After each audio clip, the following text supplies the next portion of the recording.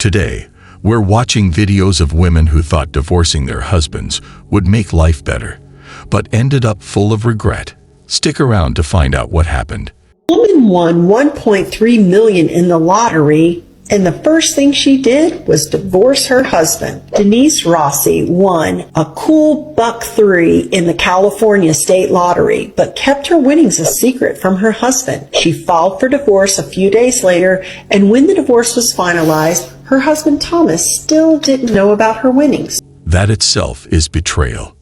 2 years later, he discovered the truth and sued her for non-disclosure. 5 years after that, the judge awarded him half of her winnings, just around $600,000. Women.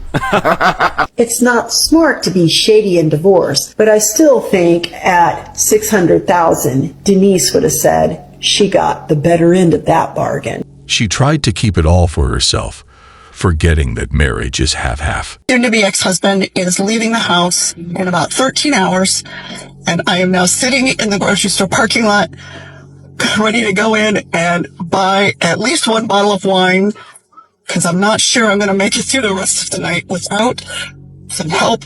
Don't judge. We don't do that here. Alcohol is never the solution to any problem. And remember that. Stressful day. He was expecting me to do the packing, get everything ready for him to load the car so that he can just go, to go through everything, to find things, all today, a day before he leaves. And I'm not dealing with the stress very well tonight.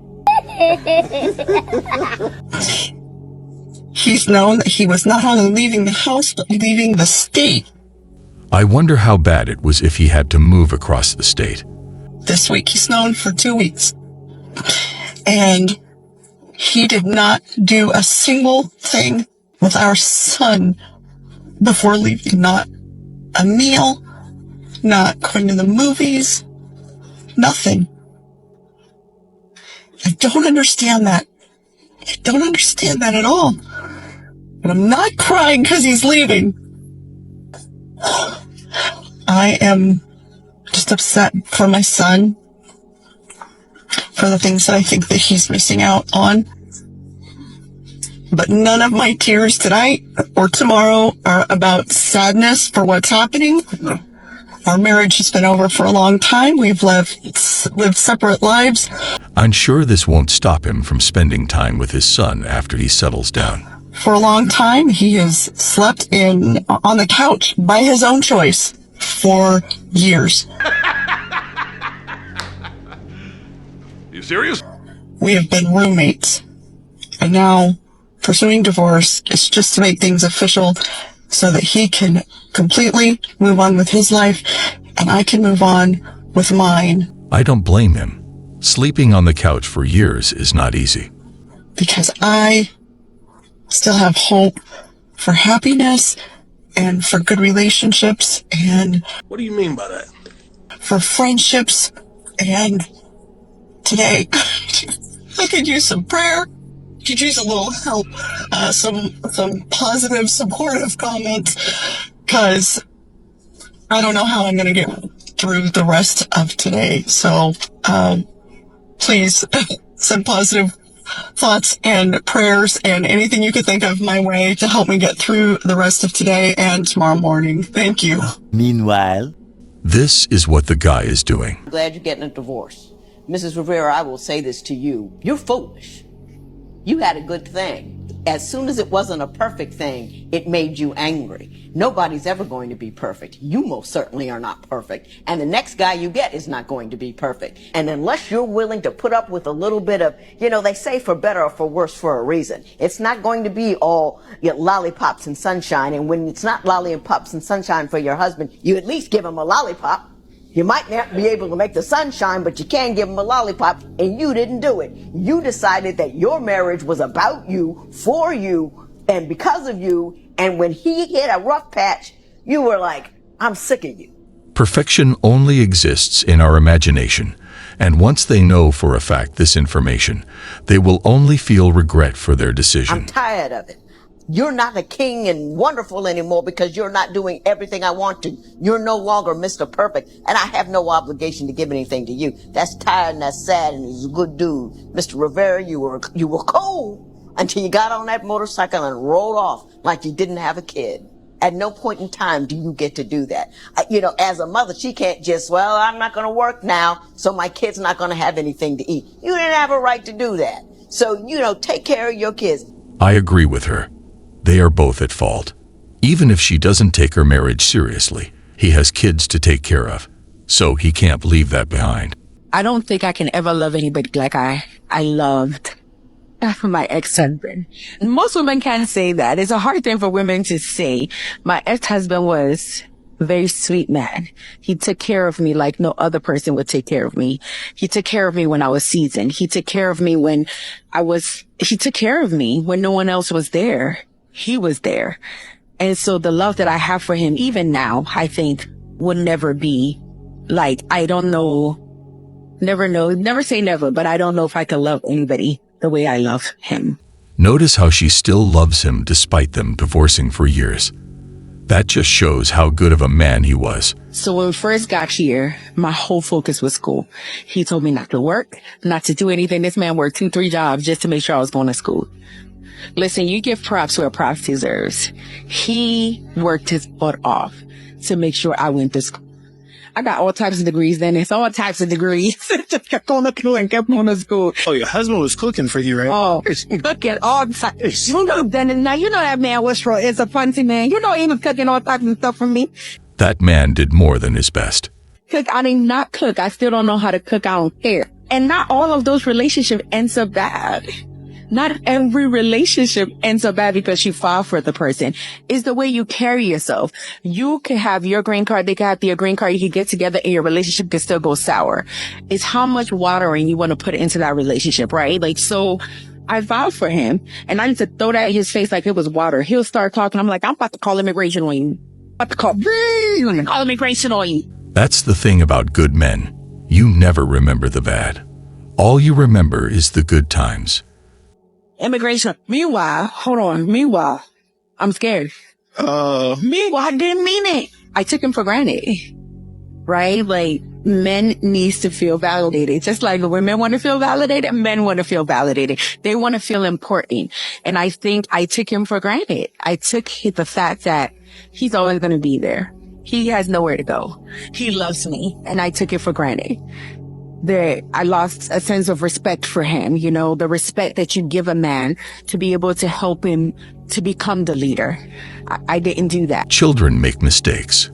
Adults make decisions. A lot of ladies fall into the trap by comparing their husband with another man, thinking they will look after them. Well, Your Honor, I am just really tired of my husband not doing things that he should be doing. You weird. Such as spending quality time with me and our 17-year-old daughter. Okay. He's just not coming up to par, and frankly, I'm tired. This lady wanted to divorce her husband out of boredom, and this is just sad. I'm sick and tired of it. It's pretty difficult to put into words how disgusted I am. All right. So you all have a 17-year-old daughter. Yes. And you're tired of him not spending quality time with you and your daughter. That's right. I can totally understand that. Well, I want a divorce. You want a divorce because of that? What? You want to put him on child support because of that? Yes. Obviously. I mean, he is the provider of our home. Just by looking at this man's eyes, you can tell the betrayal he feels. Spending all his life working to provide. And in the end, he is left with a divorce. And absolutely, I want child support. He's the provider of your home and you just want to get rid of him like that? I just feel because you're being petty and in your feelings? Well, I feel like we've just grown apart and I'm just tired of him not making me happy. I am sure that in this man's life, especially with his military job, there must have been more than one temptation to quit because of the hardships and pain. But his family made him endure to provide, and it's sad that he's treated this way. He doesn't take me out. We don't do fun things anymore. And sir, can you spend some more time with your 17-year-old daughter? When she's home, I'm more than willing to do that, but she's 17 years old. Right. I mean, she has a life, friends, a phone. That is the most wholesome thing I've ever seen. Not only does he respect his daughter's privacy, but also gives her space and provides for her. And I'm available. I can definitely understand that. I can definitely understand that. Mrs. Scott, let's not be petty. Provider, he seems like he's a good man, retired military. He takes care of you, obviously. You look beautiful. If you file for divorce, move on. Forget the past. Get a life. Make a beautiful life. Walk away. Never give them another chance, another cent, and make your life better. Success is the best revenge. You're 31 and getting a divorce because you don't like him. Yeah, I fell out of love with him. Okay, but do you have any children? No, thank God. Well, and you've been with him since how old? Since I was 18, but we got married at 20. All right. And what do you think's waiting for you out here? New possibilities. It's funny how they fail to realize that life doesn't always give second chances. That's one way to frame it. I just think we outgrew each other. That's fine. You know? That's fine. He's ready for kids. I'm not ready for kids. You want to divorce your husband because he wants kids and you don't want kids? That's fine. But for somebody who's been married for nearly half your life, what do you want from a man in this world? I want love. I want companionship. You had that. But you make it seem like people can't outgrow each other. I said you had that. And it's your responsibility as a wife to keep it going. Instead of waiting for him to keep it 100%, she should do half and wait for him to do the same. And it's also a husband too. This is the problem that tends to happen in our relationships. It's 50-50 instead of 100. Did you do your 100% best to make sure that your marriage and your relationship lasted? Yes, my husband wanted me to stay home.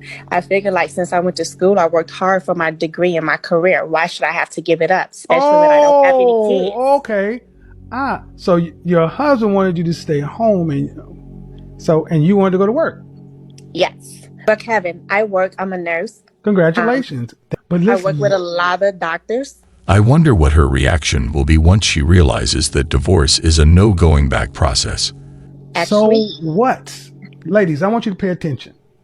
This woman has been married, and she's telling me as a man who's out here who have clients of these men. And I'm telling you, men don't care like you think we care. Not what I said. All the time. Mostly women are leaving marriages and not men. Mostly women. At the college level, it's almost all women. Then men are the exception because women are initiating 90% of the time. And then if we break those stats down along religiosity, we might come up with some different numbers. But yes, it's mostly women breaking up the home. And yes, how do you know that's not men's fault? Well, because we can ask these women why the divorce happened. And we can look at court documents for the reasons that they put for the divorce. They chase careers only to realize that family is far better. And we can run different polls where we're talking to them. And what we find is the same thing that was pulled up the other night here on Whatever. He was a perfect guy. I just got sick of him. I don't like him anymore. There was no abuse. He didn't do anything wrong. I just don't. Is she not entitled to make that choice if she doesn't like her husband anymore? I think that if you put your own self-entitlement above that of your children, in order to have access to their father in a two-parent household, you're setting them up for failure. I left my 28-year marriage because there was a Porsche in my driveway. When I asked him whose it was, he said it was his and that he'd been thinking about it and researching it for a while. And he added, "Isn't it a beauty?" I couldn't believe that he'd been actively thinking about getting this expensive car that he didn't need. I also cannot believe that because he did something that made him happy, she divorced him. And then got the car and never mentioned it to me.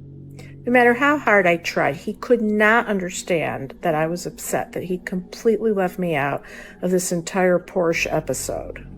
He was functioning like a single person.